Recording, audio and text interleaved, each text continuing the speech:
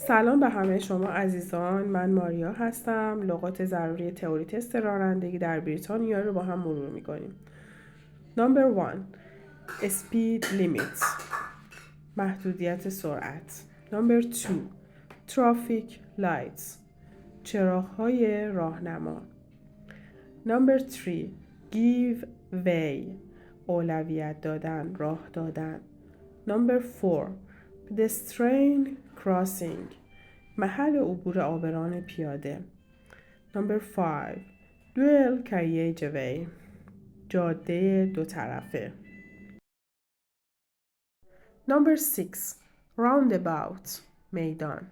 Number 7 Hazard Perception، تشخیص خطر. Number 8 Road Signs، علائم رانندگی. Number 9 Overtaking، سبقت گرفتن.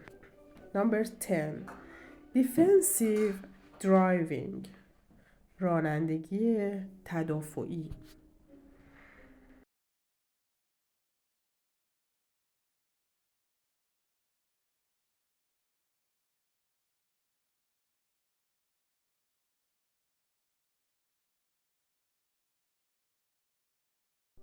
Emerge، ظهور. Junction، تقاطع. From a junction، از یک تقاطع. The windscreen، شیشه جلو. Pillar، ستون.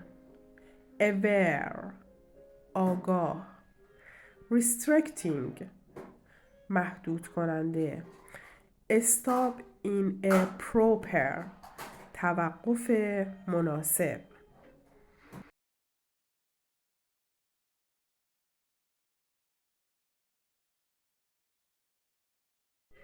Particularly، به ویژه. Convenient place، مکان امن. Distract your attention، توجه شما را پرت کند. Suitable place، مکان مناسب. Hard shoulder، شونه خاکی. Obstruct، مسدود کردن. Most likely، احتمال زیاد.